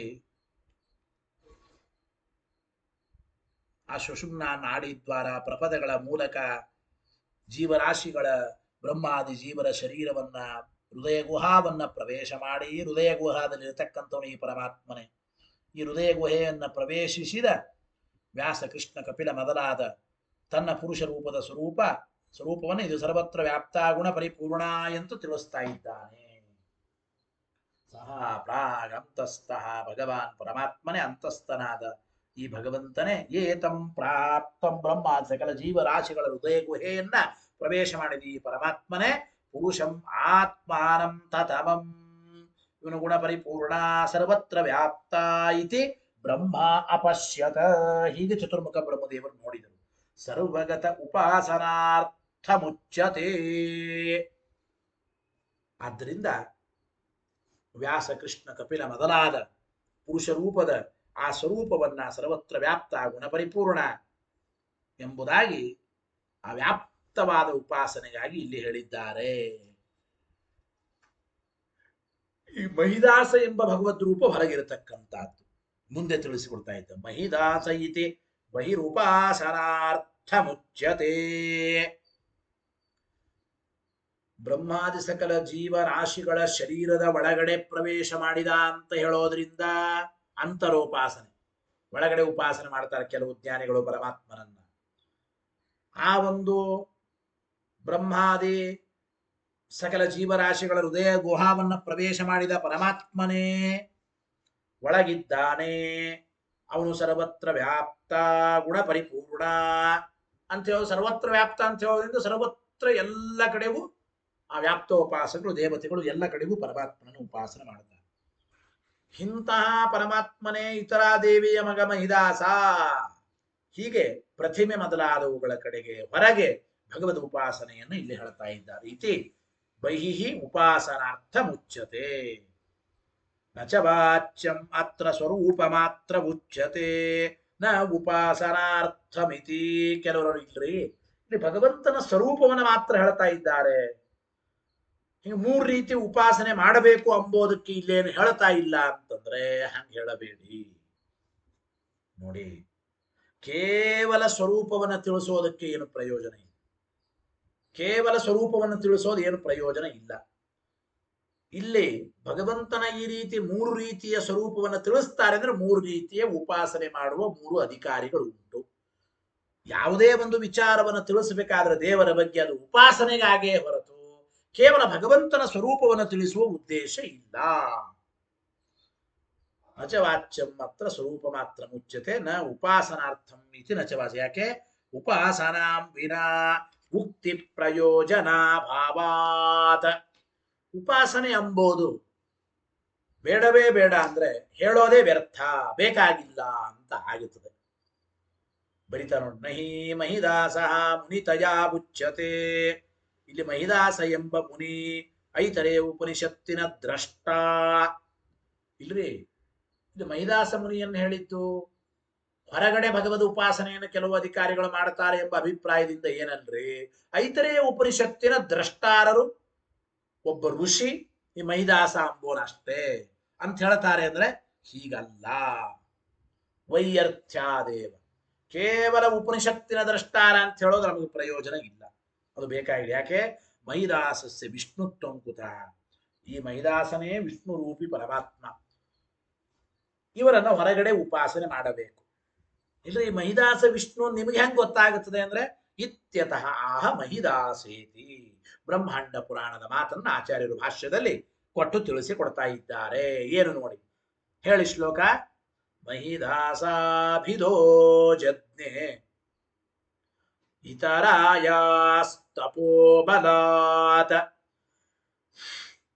ಸಾಕ್ಷಾತ್ ಸ ಭಗವಾನ್ ವಿಷ್ಣು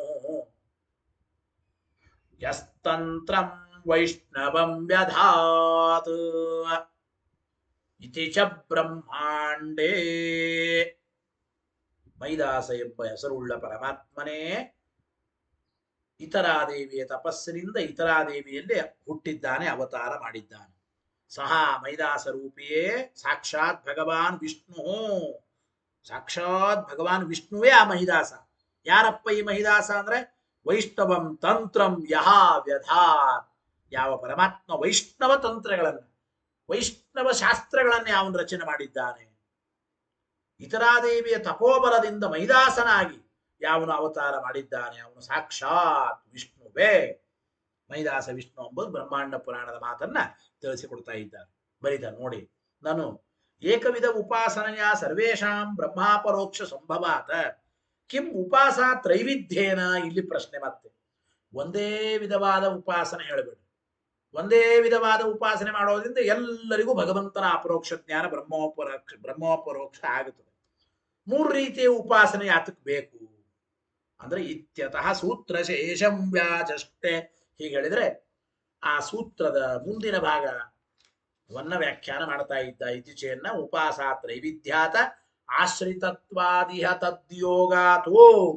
ಸೂತ್ರದ ಮುಂದಿನ ಶೇಷ ಭಾಗವನ್ನ ಇಲ್ಲಿ ಹೇಳ್ತಾ ಇದ್ದಾರೆ ಎಂಬ ಮಾತನ್ನ ತಿಳಿಸಿಕೊಡ್ತಾ ಇದ್ದಾರೆ. ನೋಡಿ ತತ್ವ ಪ್ರಕಾಶಕ ನೋಡಿ ಮುಂದೆ ಅರ್ಥ ತಿಳಿಯೋಣ. ನ ಏಕವಿಧ ಉಪಾಸನಯ ಸರ್ವೇಷಾಂ ಬ್ರಹ್ಮಜ್ಞಾನಂ. ಒಂದೇ ರೀತಿಯ ಉಪಾಸನೆಯಿಂದ ಎಲ್ಲರಿಗೂ ಬ್ರಹ್ಮಜ್ಞಾನ ಅಂಬುದಲ್ಲ.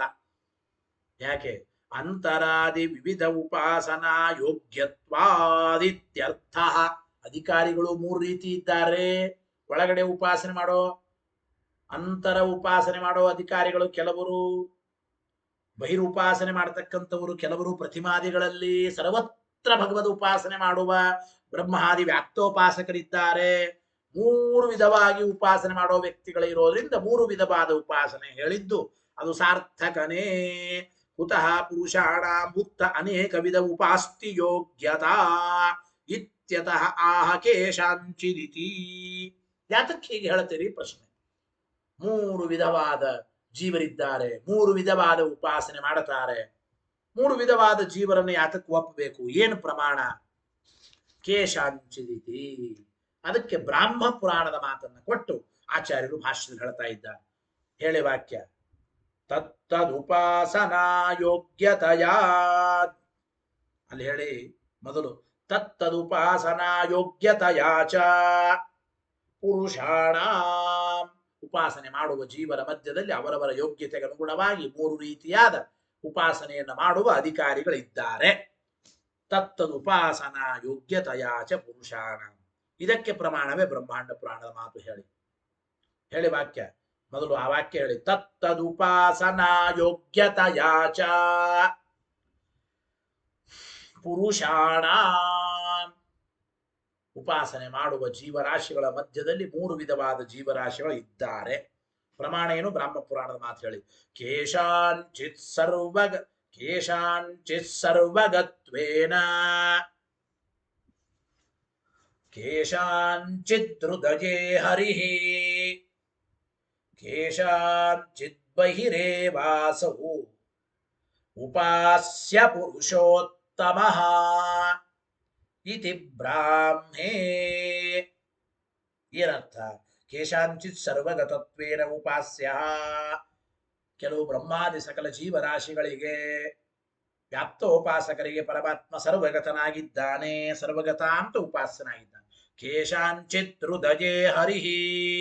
ಕೆಲವು ಮಧ್ಯಮ ವರ್ಗದ ಯೋಗ್ಯತೆ ಉಳ್ಳ ಉಪಾಸಕರಿಗೆ ಹೃದಯೇ ಹರಿ, ಬ್ರಹ್ಮಾದಿ ಸಕಲ ಜೀವರಾಶಿಗಳ ಅಂತರ್ಯಾಮಿಯಾಗಿದ್ದಾನೆ, ಹೃದಯ ಗುಹಾವಾಸಿ ಅಂತ ಒಳಗಡೆ ಉಪಾಸನೆ ಮಾಡ್ತಾರೆ ಕೆಲವು ಜೀವರಾಶಿಗಳು.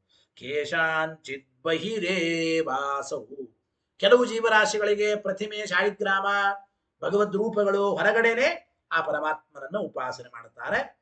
ಈ ರೀತಿ ಮೂರು ವಿಧ ಜೀವರಿಂದ ಮೂರು ರೀತಿಯಾಗಿ ಪುರುಷೋತ್ತಮ ಉಪಾಸ್ಯ, ಪುರುಷೋತ್ತಮನು ಉಪಾಸ್ಯನಾಗಿದ್ದಾನೆ. ಇತಿ ಬ್ರಾಹ್ಮೇ. ಇದಕ್ಕೆ ಇನ್ನೊಂದು ಪ್ರಮಾಣ ಏನು? ಅಗ್ನೌ ಕ್ರಿಯಾವತಾಂ ವಿಷ್ಣು ಯೋಗಿನಾಂ ಹೃದಯೇ ಹರಿಃ ಪ್ರತಿಮಾ ಸ್ವಪ್ರಬುದ್ಧಾನಾಂ ಸರ್ವತ್ರ ವಿದಿತಾತ್ಮನಾಂ. ಏನರ್ಥ ನೋಡಿ ತಿಳಿಸಿಕೊಡ್ತಾ ಇದ್ದಾರೆ. ವಿಷ್ಣು ಈ ಪರಮಾತ್ಮ ಕರ್ಮಯೋಗಿಗಳಿಗೆ ಅಗ್ನಿಯಲ್ಲಿ, ಅಗ್ನೌ ಕ್ರಿಯಾವತಾಂ ವಿಷ್ಣು, ಕ್ರಿಯಾವತಾಂ ಯೋಗಿನಾಂ ವಿಷ್ಣು ಅಗ್ನೌ ಉಪಾಸ್ಯ. ಅದೇ ರೀತಿ ಕೇಶಾಂಚಿತ್ ಯೋಗಿನಾಂ ಹರಿಃ ಹೃದಯೇ ಉಪಾಸ್ಯ. ಕೆಲವು ಕರ್ಮಯೋಗಿಗಳಾದ ಜೀವರಾಶಿಗಳಿಗೆ ಅಗ್ನಿಯಲ್ಲಿ ಪರಮಾತ್ಮ ಉಪಾಸ್ಯನಾಗಿದ್ದಾನೆ. ಕೆಲವು ಯೋಗಿಗಳಿಗೆ ಹೃದಯ ಗುಹಾದಲ್ಲೇನೆ ಭಗವಂತ ಉಪಾಸ್ಯನಾಗಿದ್ದಾನೆ. ಅಪ್ರಬುದ್ಧಾನ ಅಜ್ಞಾನಿಗಳು, ಸಾಮಾನ್ಯ ಜನರು, ಮಂದ ಜನರಿಗೆ ಪ್ರತಿಮಾಸು ಪ್ರತಿಮೆಗಳಲ್ಲಿ ಉಪಾಸ್ಯನಾಗಿದ್ದಾನೆ. ವಿದಿತಾತ್ಮನಾಂ ಸರ್ವತ್ರ, ಭಗವಂತನ ನಿಜವಾದ ಸ್ವರೂಪವನ್ನು ತಿಳಿದ ಬ್ರಹ್ಮಾದಿ ಸಕಲ ಒಂದು ವ್ಯಾಪ್ತೋಪಾಸಕರಿಗೆ ಸರ್ವತ್ರ ಎಲ್ಲ ಕಡೆಗೂ ಭಗವಂತ ಉಪಾಸ್ಯನಾಗಿದ್ದಾನೆ ಎಂಬ ಮಾತನ್ನು ಹೇಳಿಕೊಡ್ತಾ ಇದ್ದಾರೆ. ಕೊನೆಗೆ ಈ ಪ್ರಥಮಾಧ್ಯಾಯದ ಪ್ರಥಮ ಪಾದವನ್ನು ಮಂಗಲ ಮಾಡೋಣ. ಭಾಷ್ಯವಾಕ್ಯ. ಇತಿ ಅಂತಿಮ ಪ್ರಾಣಾಧಿಕರಣ. ಇತಿ ಶ್ರೀಮದ್ ಆನಂದ ತೀರ್ಥ ಭಗವತ್ಪಾದಾಚಾರ್ಯ ವಿರಚಿತೆ ಶ್ರೀಮದ್ ಬ್ರಹ್ಮಸೂತ್ರ ಭಾಷ್ಯೆ ಪ್ರಥಮಾಧ್ಯಾಯಸ್ಯ ಪ್ರಥಮ ಪಾದ ಸಂಪೂರ್ಣಂ ಶ್ರೀಕೃಷ್ಣಾರ್ಪಣಮಸ್ತು. ಈ ವಿಚಾರಕ್ಕೆ ತತ್ವಪ್ರಕಾಶಕ್ಕೆ ಕೊನೆಗೆ ನೋಡಿ ಏನು. ಅತ್ರೈವ ವಿಶೇಷ ಪ್ರಮಾಣ ಇಲ್ಲಿಯೇ ಇನ್ನೊಂದು ವಿಶೇಷ ಪ್ರಮಾಣವನ್ನು ಹೇಳಿದ್ರು. ಅಗ್ನೌ ಕ್ರಿಯಾವತಾಂ ವಿಷ್ಣು ಅಗ್ನೌ ಪ್ರತಿಮಾಸು ಇತಿ ಬಹಿರುಪಾಸನೋಪಲಕ್ಷಣಂ. ಅಗ್ನಿ ಪ್ರತಿಮಾ ಬಹಿರುಪಾಸನೆಗೆ ಇವು ದೃಷ್ಟಾಂತ. ಉಪಲಕ್ಷಣತೆ ಬೇರೆದನ್ನು ತಗೋಬಹುದು. ಅಗ್ನಿ ಪ್ರತಿಮೆ ಮಾತ್ರ ಅಲ್ಲ, ಶಾಲಿಗ್ರಾಮಾದಿಗಳು ಭಗವದ್ ರೂಪಗಳು ಬ್ರಾಹ್ಮಣರಲ್ಲಿ ಬಹಿರುಪಾಸನೆಗೆ ಉಪಲಕ್ಷಣೆ. ಅತಃ ಅನ್ಯಲಿಂಗಾನ ಜೀವನ ಲಿಂಗಗಳಿದೆ, ಮುಖ್ಯ ಪ್ರಾಣ ಲಿಂಗಗಳಿದೆ ಅಂತಂದ್ರು. ಆ ಜೀವ ಮುಖ್ಯ ಪ್ರಾಣ ಲಿಂಗಗಳನ್ನು ಕೂಡ ತದಂತರ್ಯಾಮಿ ವಿವಕ್ಷಯ ಉಪಪತ್ತೇ ಜೀವ ಮುಖ್ಯ ಪ್ರಾಣರ ಲಿಂಗಗಳನ್ನು ಅಂತರ್ಯಾಮಿಯಾದ ಪರಮಾತ್ಮನಲ್ಲಿ ಅದನ್ನು ಹೇಳಬಹುದು, ಸಮನ್ವಯ ಮಾಡಬಹುದು. ಆದ್ರಿಂದ ವಿಷ್ಣುರೇವ ಅಯಂ ಪ್ರಾಣ, ವಿಷ್ಣುವೇ ಇಲ್ಲಿ ಪ್ರಾಣ ಪ್ರಾಣ ಅಂತ ಹೇಳಲ್ಪಟ್ಟ ಪ್ರಾಣ. ಇಲ್ಲಿ ಹೇಳಲ್ಪಟ್ಟ ಪ್ರಾಣ ಅಂದ್ರೆ ವಿಷ್ಣುನೇ. ಆನಂದಮಯಶ್ಚ ಇತಿ, ಆನಂದಮಯನಾದವನು ಕೂಡ ವಿಷ್ಣುವೇ. ಅದನ್ನು ಇತಿ ಯುಕ್ತ ತಜ್ಜಿಜ್ಞಾಸ ಇತಿ ಸಿದ್ಧಂ. ಆದ್ದರಿಂದ ಪ್ರಾಣ ಶಬ್ದದಿಂದ ವಾಚ್ಯನಾದವನು ವಿಷ್ಣುವೇ ಅಂತಂದ ಮೇಲೆ ಹಿಂದೆ ಹೇಳಿದಂತೆ ಆನಂದಮಯನೂ ಅವನೇ, ಜಿಜ್ಞಾಸ್ಯನೂ ಅವನೇ, ಬೇರೆಯವರಲ್ಲ. ಇತಿ ಸಿದ್ಧಂ. ಇತಿ ಶ್ರೀಮದ್ ಆನಂದ ತೀರ್ಥ ಭಗವತ್ಪಾದಾಚಾರ್ಯ ವಿರಚಿತಸ್ಯ ಶ್ರೀಮದ್ ಬ್ರಹ್ಮಸೂತ್ರ ಭಾಷ್ಯಸ್ಯ ಟೀಕಾಯಾಂ ತತ್ವಪ್ರಕಾಶಕ ಎಂಬ ಟೀಕೆಯಲ್ಲಿ ಶ್ರೀಮದ್ ಜಯತೀರ್ಥ ವಿರಚಿತಾಯಾಂ ತತ್ವಪ್ರಕಾಶಿಕಾಯಾಂ ಶ್ರೀಮದ್ ಟೀಕಾಕತ್ಪಾದರು ಜಯತೀರ್ಥರು ರಚನೆ ಮಾಡಿದ ಈ ತತ್ವಪ್ರಕಾಶಿಕೆಯಲ್ಲಿ ಪ್ರಥಮಾಧ್ಯಾಯಸ್ಯ ಪ್ರಥಮ ಪಾದ ಸಂಪೂರ್ಣಂ ಶ್ರೀಕೃಷ್ಣಾರ್ಪಣಮಸ್ತು. ಪ್ರಥಮಾಧ್ಯಾಯದ ಪ್ರಥಮ ಪಾದ ಇದನ್ನ ಸಮರ್ಪಣೆ ಮಾಡ್ತಾ ಇದ್ದಾರೆ. ಹರಿವಾಯು ಗುರುಗಳಲ್ಲಿ ಭಕ್ತಿ ಶ್ರದ್ಧೆಯಿಂದ ಸಮರ್ಪಣೆ ಮಾಡೋಣ. ಈ ಒಂದು ಇಷ್ಟು ದಿವಸ ಕೇಳಿದ ಈ ಪಾಠದ ಪುಣ್ಯದಿಂದ ನಿರಂತರವಾಗಿ ಆ ಬ್ರಹ್ಮಸೂತ್ರ ಭಾಷ್ಯ ತತ್ವ ಪ್ರಕಾಶಿಕೆಗಳ ಪಾಠ ಪ್ರವಚನ, ನ್ಯಾಯಸುಧಾದಿ ಗ್ರಂಥಗಳ ಪಾಠ ಪ್ರವಚನ ನಿರಂತರವಾಗಿ ಹೇಳುವ ಕೇಳುವ ಸೌಭಾಗ್ಯ ನಮಗೆ ನಿಮಗೆ ಬರಲಿ ಅಂತ ಪ್ರಾರ್ಥನೆ ಮಾಡ್ತಾ ಹರಯೇ ನಮಃ ಶ್ರೀಕೃಷ್ಣಾರ್ಪಣಮಸ್ತು. ಮುಂದಿನ ಎರಡನೇ ಪಾದದ ವಿಚಾರ ಮುಂದಿನ ವಾರದಿಂದ ತಿಳಿಯೋಣ. ಆಚಾರ್ಯರು ನಾಳೆ ಸೋಮವಾರ ಹುಣ್ಣಿಮೆ ಇದೆ, ನೇರವಾಗಿ ಮಠದಲ್ಲೇ ಪಾಠ ಹೇಳುತ್ತೇನೆ ಅಂತ ಹೇಳಿದ್ದಾರೆ. ಆಚಾರ್ಯರ ಪಾಠ ನೇರವಾಗಿ ಮಠದಲ್ಲೇ ಇದ್ರೆ ನಮ್ಮ ಪಾಠವು ನೇರವಾಗಿ ಮಠದಲ್ಲಿ ನಾಳಿನ ಸುಧಾ ಪಾಠ, ಇಲ್ಲಾಂದ್ರೆ ಆನ್ಲೈನ್ ಮುಖಾಂತರ ಕೇಳೋಣ. ಹರಯೇ ನಮಃ ಶ್ರೀಕೃಷ್ಣಾರ್ಪಣಮಸ್ತು.